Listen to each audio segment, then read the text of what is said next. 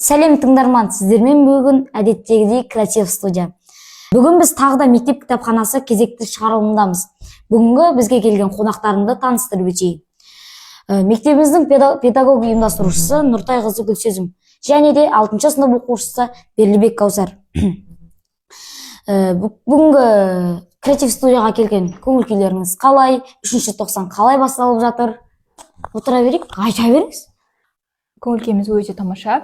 3-ші тоқсан өте ұзақ тоқсан болғандықтан, бұл тоқсанды жаңа деңгейде, жаңа жұмыс жоспарымен бастағалы жөн көрдік. Сондықтан да жұмыс барысы да өте керемет деңгейде басталуда. Тоқсан барысында біздің оқушыларымызға, мұғалімдерімізге жұмыс барысына сәттілік тілейміз. 3-ші тоқсан жақсы басталды. Біз жаңа тараулар, жаңа тақырыптар өтіп, білімімізді шыңдап дамытып жатырмыз. Өте керемет. Енді біздің осы креатив студияға әкелген шығармаларыңыз қандай? Біз Қалихан Ысқақтың «Қоңыр күзеді» деген повестін әкеліп отырмыз. Енді тыңдап отырғандар үшін шығарманы еске түсіріп алайық. Осы шығарманың қысқаша мазмұнын айтып берсеңіздер. Ең алдымен повест «Қоңыр күзеді» деп басталады. Қасымның ең бірінші жетім қалуы, және де 7-ші сыныпты аяқтап 8-ші сыныпқа жаңа мектепке барып, жаңадан достар тапқанымен басталады. Бүгінгі біздің алып келген шығарма ол «Қоңыр күзеді» деп аталады. Қалихан Ысқақтың шығармасы. Негізгі шығарманың басы сонау бір қоңыр күзеді деп басталатын болады. Яғни бұдағы ең басты кейіпкер Қасым деп аталады. Қасымның балалық шағы суреттелген керемет бір әңгіме повест деп айтсақ болады. Бұл шығарма сол Қасым деген баланың балалық шағы, яғни сонау бір Алтай өңірінде орын алған оқиға желісінде, яғни Қасымның кейбір жылдары әкесі де шешесі де қайтыс болып, өзінің ата-әжесінің қолында тәрбиеленеді. 7-ші сыныпты бітіріп, 8-ші сыныпқа аяқ басар кезіндегі өзі білмейтін, яғни ата-әжесінің жаңағы қолдауымен Топқайың деген жердегі мектеп-интернатқа келіп, жаңағы білім алуға өзіне жол ашады. Мектеп-интернат, яғни көптеген онда өзі сияқты жетім қалған балалар, ата-анасының қарауынсыз қалған балалар тәрбиеленетін болады. Мектеп-интернатқа келген кезде ең бірінші, яғни жағдайы жоқ отбасынан шыққан бала болғаннан кейін, оның үстіндегі киімі де, яғни не болады? Тозыңқы болады. Сол киген киімі бойында мектеп жаңағы интернаттың директорына келіп, өзінің оқуға қабылдауы туралы өтініш жасауға келеді.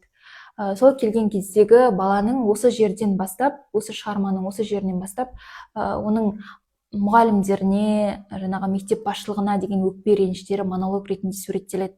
Яғни директордың жаңағы оқушыға келген Қасымға белгілі бір жақсы көзбен қарамауы суреттеледі. Яғни келдің бе, не үшін келдің, оқу үшін келдің бе деген сияқты сұрақтар қойылады. Және де, келіпсің, енді қайда жатасың, ата-анасы жоқ деген жаңағы анықтамаңды алып келмепсің деген сияқты баланың намысына тиетін сөздермен көптеген сөздер айтады. Сол жерде, яғни сол әңгіменің бәрі біткеннен кейін оны оқуға қабылдайды, арнайы жатақханаға орналастырады интернаттың ішіндегі. Солай ол сол жерде өзінің жаңағы басқа балалармен танысып, соның ішінде өзінің ең жақын досы деп айтсақ болады, Жарық жұлдызды кездестіреді. Ол жаңағы негізгі шын аты Жарық жұлдыздың, бұл лақап аты деп айтсақ болады, Жарық жұлдыз деп. Негізгі аты Қомшабай деп аталады. Оны ол жаңағы Қасым кейін өскеннен кейін барып, ересек болғаннан кейін барып атын білетін болады, Қомшабай екен. Неліктен Жарық жұлдыз деп аталды десек, ол жерде жаңағы кішкентай балалар Қомшабайдың жаңағы мұрнынан су ағып кете беретін болған ғой. Сол үшін оны ақты жұлдыз ақты деп, Жарық жұлдыз деп лақап атын солай қойып кеткен. Содан бері оны Жарық жұлдыз деп атайтын болған. Сол жерде, яғни екеуі керемет дос болады. Сөйтіп, жаңағы сабаққа барып жүрген кезінде өзінен 2 жас үлкен, бірақ өзінің сыныптасы бір қызды кездестіреді. Яғни сол қыздың қасына отырады, парталас болып. Ол қыздың есімі Алтын, есімді қыз. Солай екеуі бір-біріне ғашық болады. Яғни Қасым Алтынға ғашық болады. Солай, яғни әдеттегідей мектептегі балалық махаббат сол жерден орын алады. Жарық жұлдыз Алтын Қасым үшеуі күнделікті бірге сабаққа дайындалады, үй тапсырмасын орындайды, деген сияқты. Яғни және де сабақ деңгейі өте жоғарғы деңгейдегі оқушылар болады. Үшеуі де сабақты жақсы оқитын болады. Солай сабақ оқып жүрген кезде, білім алып жүрген кезде қаладан директордың жаңағы інісі Алматай есімді жаңадан қаладан оқу бітіріп келген мұғалім келеді. Алматай есімді мұғалім балдарға сабақ беріп жүріп, оның жаңағы Қасым мен Алтын екеуінің бір-бірінен ара қатынасына көз жүгіртіп жүреді. Қатты бақылап жүреді.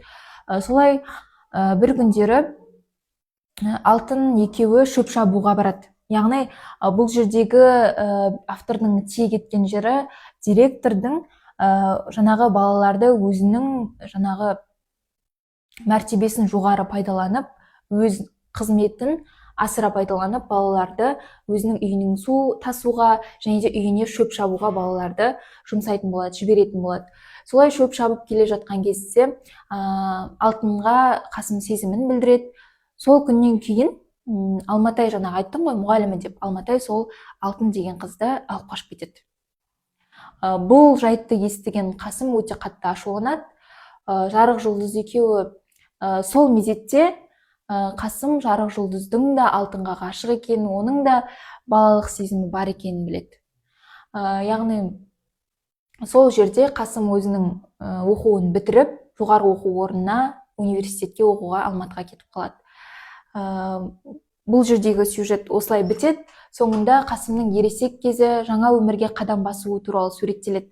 Яғни Қасым өзінің іс-сапарларымен сол бұрын оқыған Топқайың ауылына келіп, іс-сапармен келе жатқан кезде жаңағы арба сүйреп келе жатқан бір әйелді көреді. Сөйтіп жанына тоқтаған кезде оның жаңағы өзінің бала ғашығы Алтын екенін көреді. Солай Алтынды кездестіріп, «Ей, мұнда не істеп жүрсің, не жоғалтып жүрсің?» деген сияқты сұрақтарын қояды. Сол кезде солай Алтын өзінің жайтымен, өзінің өмір барысымен айтқан кезде, сонау жаңағы Алматаймен айырылысып кеткендігін, арасында бір баламыз бар екендігін айта кетеді. Солай Алтын үйіне қонақ болуға шақырады. Сол қонақ болған кезде өзінің бұрынғы жарық жұлдыз дедім ғой, жарық жұлдыз деген досын кездестіреді. Солай үшеуі сол жерде бас қосады, әңгіме дүкен құрады. Солай Алтын да өзінің жалғыз екендігін, жарық жұлдыз да өзінің өмірде жалғыз екендігін айта кетеді. Солай бұл шығарма бітеді. Негізгі бұл шығарманың аяғы осылай үшеуінің, үш достың соңындағы ересек өмірдегі жалғыздықтары туралы үндесуімен аяқталады. Өте түсінікті, сізге рахмет. Бұл шығармада шынымен оқиғадан гөрі ой басым сияқты. Автордың ішкі ойы басым.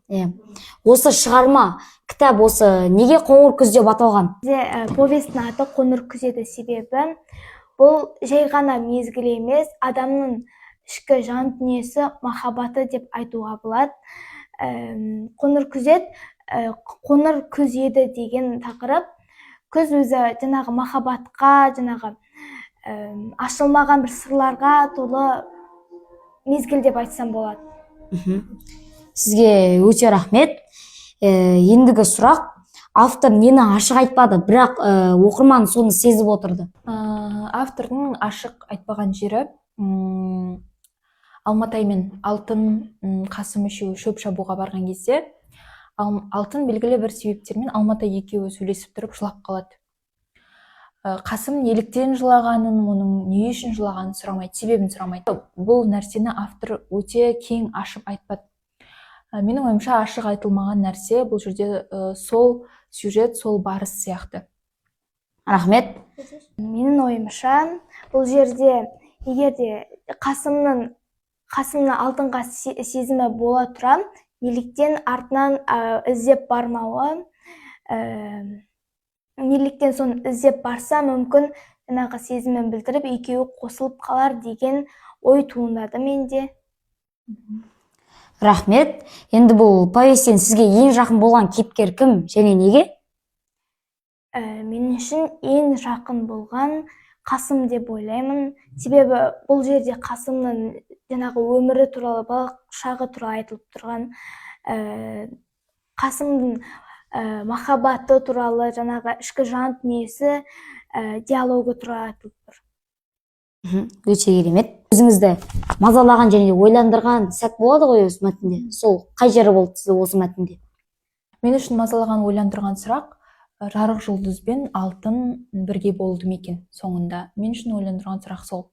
Өйткені автор бұл жерде өзі де айта кетті, мен олар туралы сол кездесуден кейін әлі хабарым жоқ. Мен олармен жарық жұлдыз қосылды, жарық жұлдыз бен алтын бірге ме екен, жоқ па екен, мен одан беймәлім хабардармын деген нәрсемен аяқтады.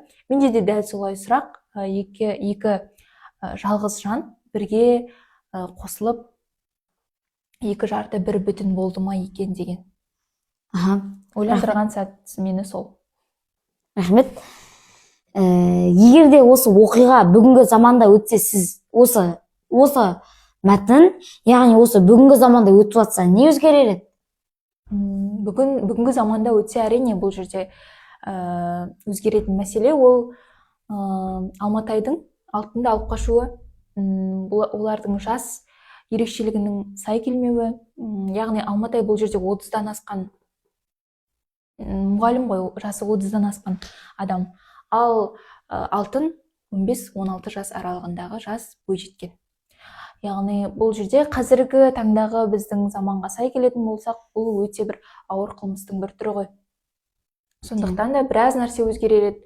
Бұл жерде алтын мүмкін жоғарғы оқу орнына түсіп білімін ары қарай жалғастырар ма еді, өмір жолы мүлдем басқаша болар ма еді, ол басқа өзінің адамын кездестіріп бақытты болар ма еді деген менде ой, сондай.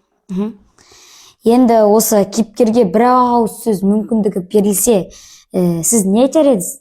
Мен алтынға өз ойымды айтар едім. Мен алтынға өз кеңестерімді беріп, алтын сол жерде қалмағанда, егер ол өзімнің білімін дамытып, маман иесі болар ма еді. Менің ойымша қазіргі жастарға жақсы білім алу керек, және де жаңағы жағдайды басқа жағынан бұрып, сол жағдайдан шығып кету керек пе еді. Сонда бәрі басқаша болар ма еді. Бұл шығарма бүгінгі жастарға не үйретеді? Ең бірінші, бар бақытты уақытында бағалауды үйретеді.